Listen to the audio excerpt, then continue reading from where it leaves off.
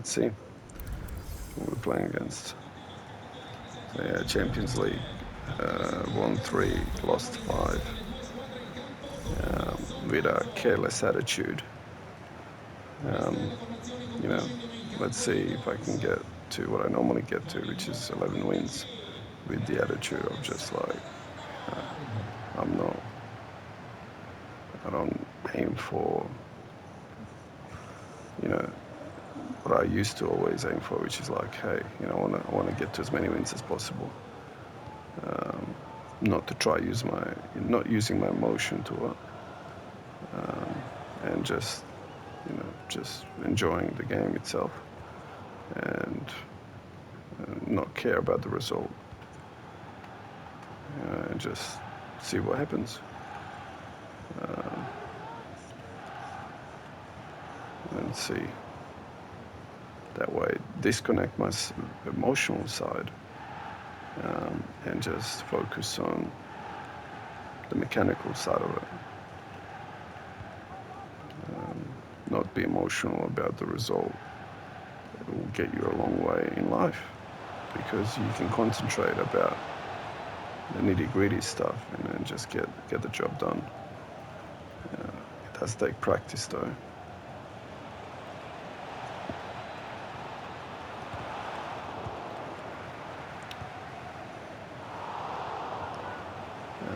By the way, the last game, the goalkeeper had a bad game. He was in 2 minds and whatever. You know, I'm not complaining about it. I'm just saying the goalkeeper can't have a bad game 2 games in a row. I like to see that. He saved it. You know, that was a really nice shot.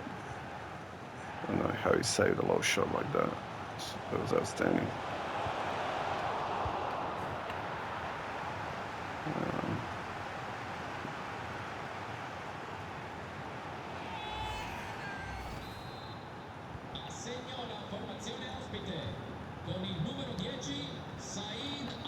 You know, people talk about, you know, things like inspiration and looking to get inspired. But all you have to do is you have to ask yourself, can I inspire myself? How do I do that? Well, you have to practice. It's not something you can achieve by, you know, trying to, you know, magically make it happen. It's you have to look for it. You have to find something that, you know, that inspires you. And how do you do that? Well, you have to try different things. Something that really, you know, you want to do. Whatever it is, you can get there. You just have to try.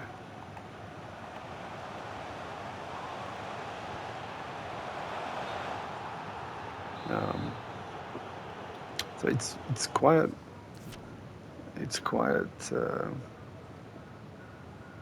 how should I say this?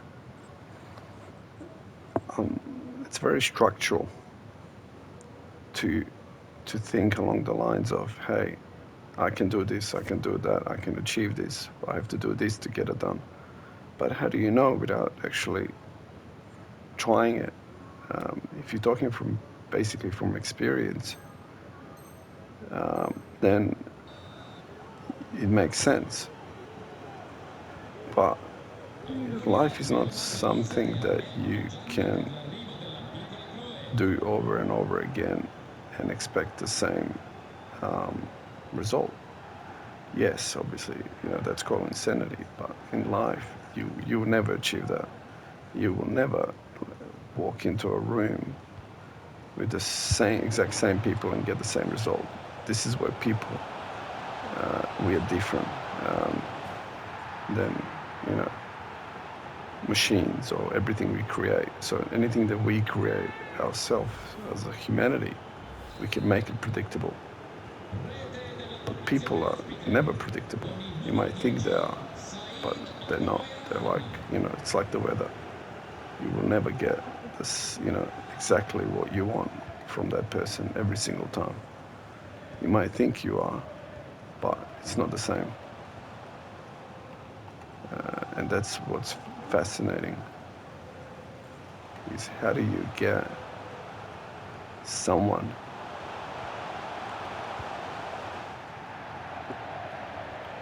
to be predictable?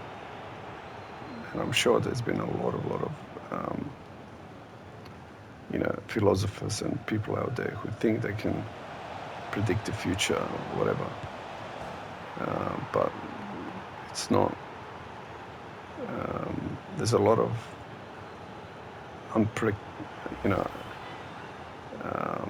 variables. It's not when you introduce free will, consciousness, and then you throw in subconsciousness in there as well, whatever that is. Actually, I don't even know what that is, if you think about it. It's like you fall asleep and you dream, and then you remember the dream, and then you ask yourself, oh, what was that? You're not sure where the dream comes from or how you ended up dreaming about it. It's just happened.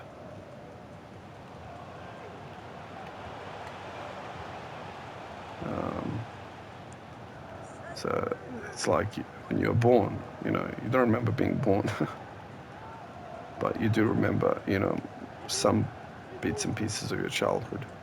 So most of it you don't remember. You remember some bits, but that's about it. You don't remember the nitty-gritty of, every single day of, like example, you're going to school as a kid. You don't remember everything about it at all. Why is that? It's a good question. Why does time heal things? Well, time heals things because we forget. But the problem is some people don't forgive, they just forget. What is the difference? Let's say something bad happened that you're not happy about in your life. Someone stabbed you in the back or whatever. Through time does heal. So what the time will do is your memory, you'll forget exactly what happened. When it's fresh in your mind, you do remember things, but still, you don't remember everything about it. And then through time, you forget. The problem is people who don't forgive.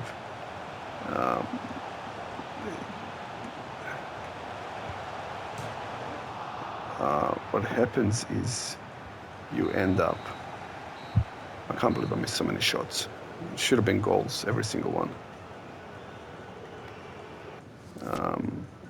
Like literally, they're just easy shots. Normally, my players would score those. I'm not complaining, it's just what it is.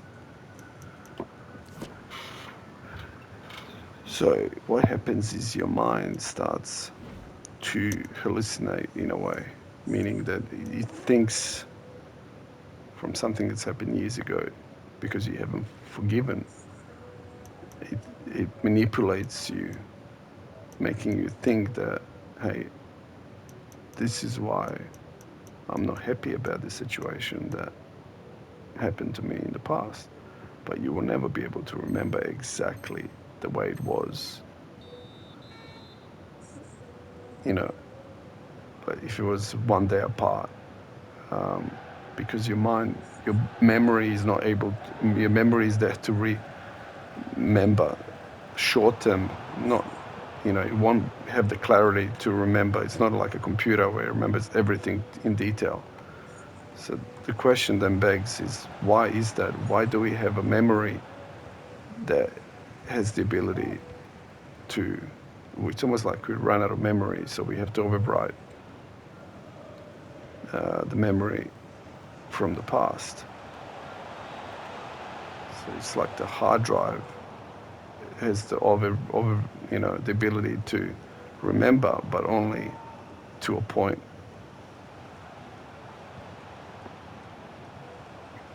Yeah, that's just weird. but that's just the way it is. We might think that we have really good memory, but we don't have the ability to remember everything in detail, and that's why the people who think that they remember everything about what someone did to them or something that's wrong, they don't feel good about it, the experience they must have had. That's why it's good to actually forgive. If you do forgive, then you're happy with the fact that you don't remember everything.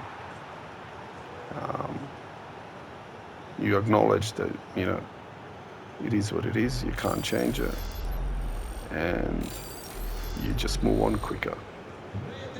And the key is moving on quicker, because if you can move on quicker, it actually does less damage to you, because you have the ability to forgive. Therefore, the time can get on with it and heal the wound, the mental wound.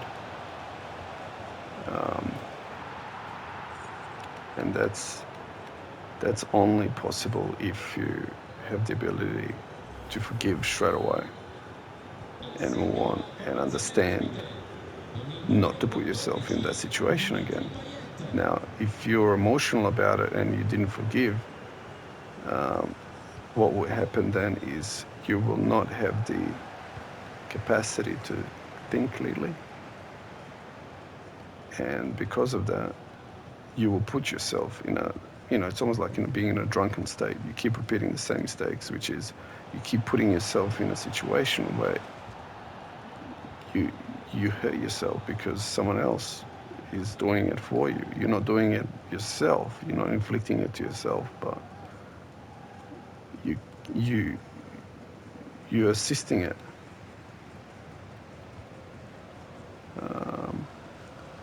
And due to this, you let it happen just through you putting yourself in that environment again and again and over again. But then you end up blaming the other person. But it's no one's pushed you into it. It's what you allowed. You put yourself in that position. So it's about clarity and thinking clearly about understanding what you got yourself into, and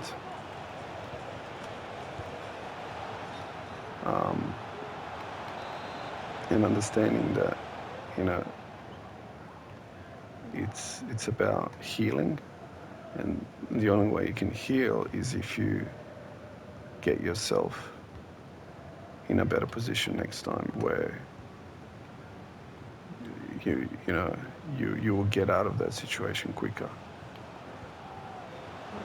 with less damage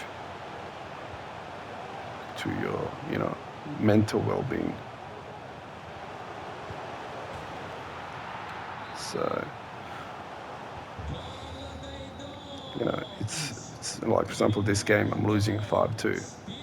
I could just turn around and go, hey, I'm not having fun here anymore.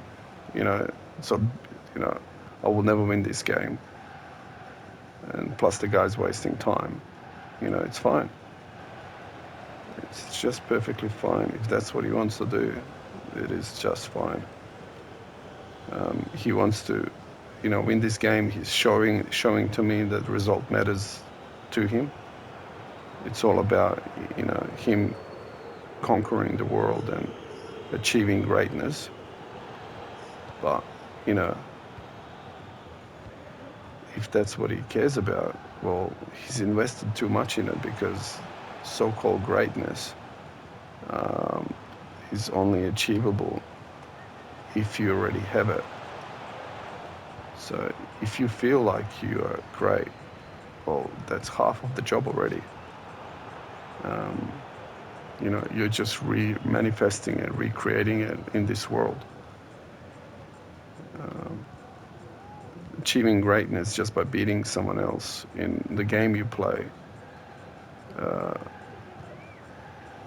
is it's a paradox, because you're actually just beating yourself.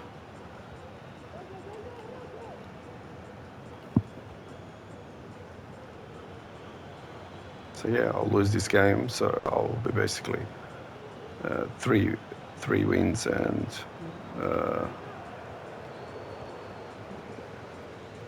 9 losses.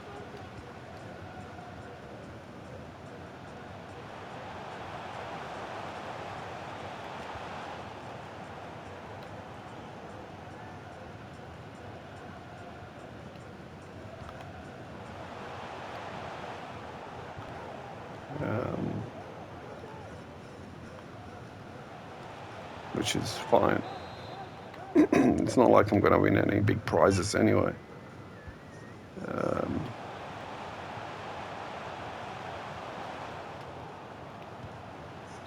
Not a big deal.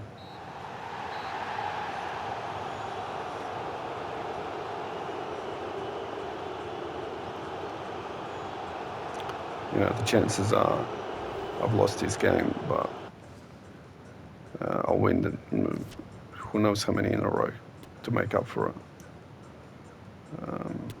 It happens every time. For me to get to my 11 wins.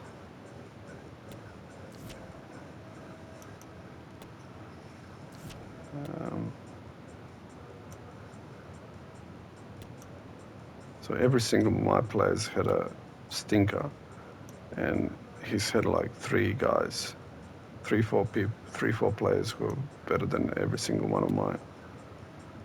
So